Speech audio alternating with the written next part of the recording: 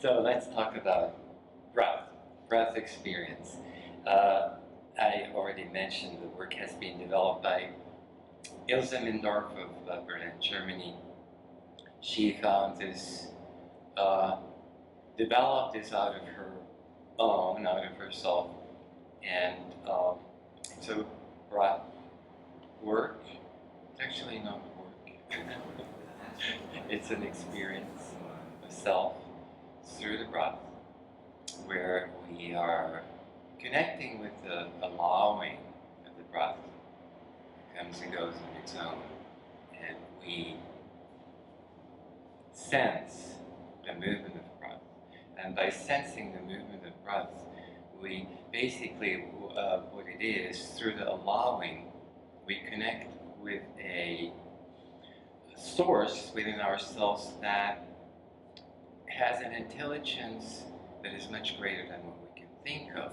And it also is connected to the source that knows how to balance ourselves and how to develop ourselves into a state of oneness where we live a life that feels true to ourselves.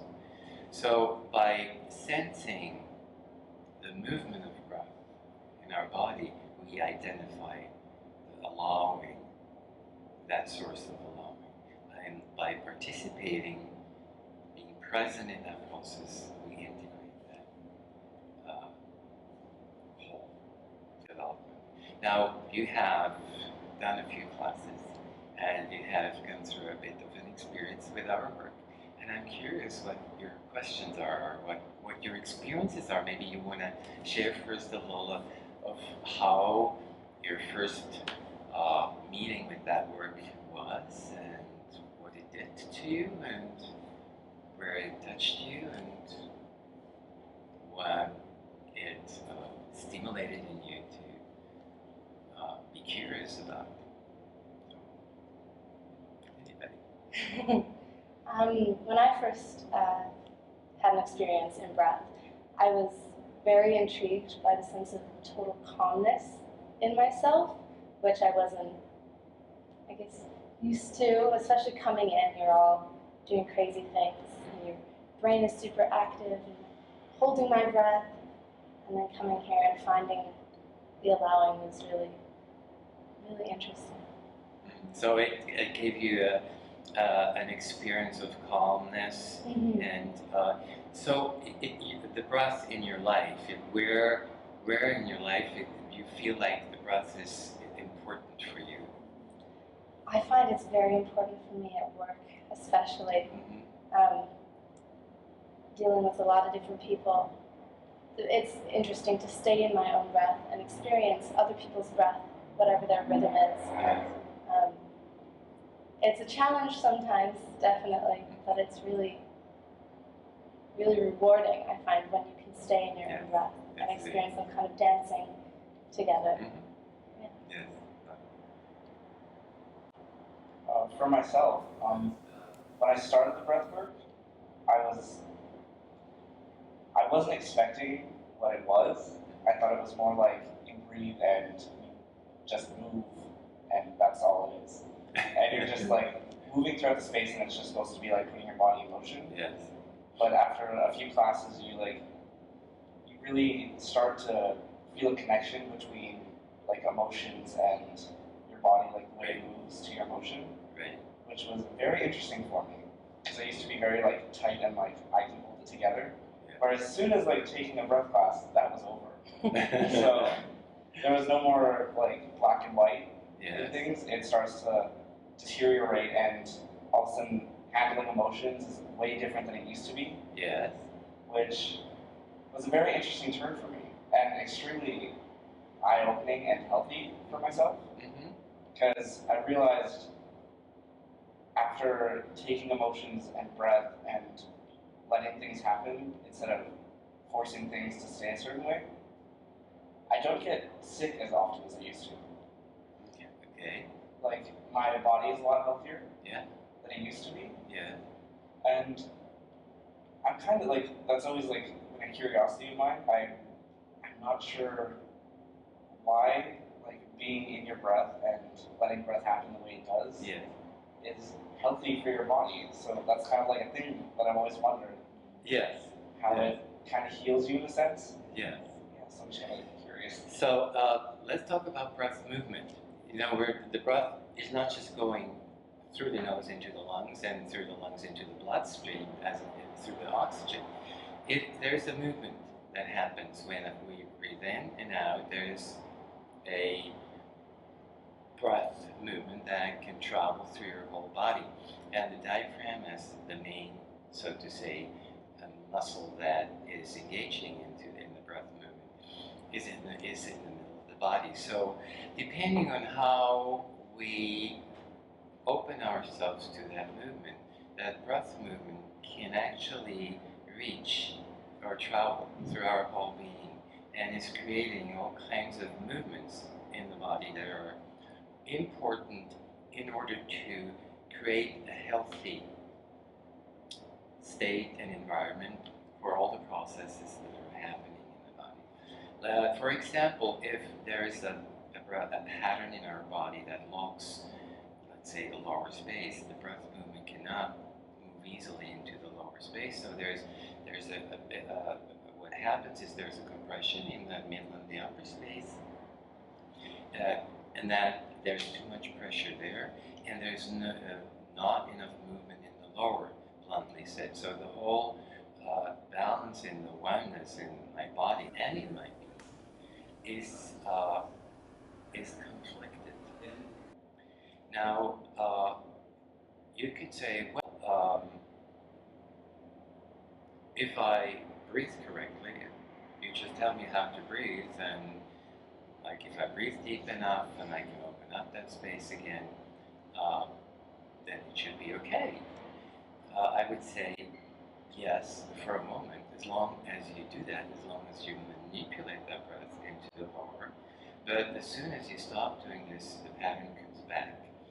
So the way it works is that through the allowing of the breath organizes the oneness. Every cell in the body that is still connected and is open to receive the movement of breath is contributing to a situation where the part that is out of balance is invited to come back into the oneness. So by allowing the breath, for example, in this situation where the lower space is blocked, the breath might not just immediately go down. They don't try to unfold. It may create all kinds of movements in other places that create, again, the situation in the oneness where the pattern is releasing and the breath is including that part into the oneness. So that's very simplified the process. And when these processes are happening, when the allowing of the breath is the source for the process and the development, there's always a sense of well-being with it. So the whole body, the whole being realizes we are on the path to more oneness and to healing, rather than there is a process happening that creates conflict or pressure or blocks a particular path. And this is then the sense of well-being happens. So that's why we always suggest in a class, whenever there is a conflict, there's pain, or something is distracting or bothering you, to not try and fix the conflict, to go first to the breath and make sure it comes and goes on its own. And the coming and going on its own means that that breath has the complete freedom to move the way it needs to. It can mean you will have a very fast breath for a moment, or it slows down and it's irregular. This is something that we also have to learn to accept, that if we want to heal and become more one, that through the allowing of the breath, we're not coming into a regular, nice rhythm that we're always told that's a good thing. You don't have a good regular rhythm. That is not the truth. A nice and regular rhythm happens when we're at peace and rest, and when there's no activity and no stimulation from the outside or inside. And there is a kind of regularity in the rhythm even there. If we really sense and be with that rhythm, every breath cycle is different. So, because like sometimes we'll be breathing naturally, but as soon as like in a class setting, sometimes as soon as it's asked to like, as soon as we're asked to like find sensation or observe the breath, I can't tell if I start to control it or not. yes. So, is it like, does that mean that I'm controlling it, or does it like just come with experience that you learn to just let it happen? Yes. The thing is, in our culture, when we go to allowing, or whenever we have, offer ourselves to allow something, it is connected with letting go or relaxing, or like another source is taking over, and we disconnect. Yes, we just put it aside and so I'll let that happen. Here, the key is participation and presence. So whenever we're allowing the breath, we want to be in it. And meaning, the easiest way of being in it is simply sensing it. And that also will help you to differentiate between controlling and allowing. The moment you shift from thinking and feeling to sensing, it becomes much, much, much easier to just be there and continue to participate in the process without being distracted too much by a dominant feeling or sensation, because these two are the ones that are making us like mistrust or distrust, or are making us go back to controlling, or doing all kinds of things to not connect with the law. Does this make sense? Yeah. Just like thinking on it now while you were talking, I can kind of think of moments where you're just in it and you're sensing it, and sometimes the sensations are a little overwhelming, and then it starts to come into the idea that maybe I'm not actually sensing, so then I change it up. Yeah. And in that, I'm kind of recognizing in this moment that maybe I'm controlling it a little too much, as opposed to letting the sensations happen. So that I think that clears up a little bit of my confusion there. Yes. When you talk about sensation being overwhelming, can you say a little more about that? Usually, if I'm breathing and it's just like you're just there in your body, and you're like, okay, I'm good. And then sometimes there'll be like either sensations in other parts of the body that you're not used to. Like all of a sudden you'll be able to like really feel your feet and this connection to the ground, and you're like, I feel like I can't move. And it's just like this really solid like thing. So you're kind of like, okay, I'm gonna move my legs now because that's not right. And then you're kind of like, oh, well, now I'm disconnected and I feel off. Mm-hmm. So I think it's just kind of trying to discover more of a comfortability with just being and allowing things to actually happen, instead of thinking something that's actually happening is the wrong thing. Which I'm used to just being like, okay, this sensation is not the right sensation, so then I immediately shut it off. Right. That's. I'm glad you mentioned that. What's very important. Let's just place our hand for a moment on the middle of the torso here, and just sense for a moment, and try to not think about that sensation or sense something there, but simply sense what is, and not pulling and pushing on that movement that you sense. You sense now your breath, right? And very, very simple, just sensing it, trying to not think about it and not judging it. It can be the way it is. We're not making it slower, faster, or larger,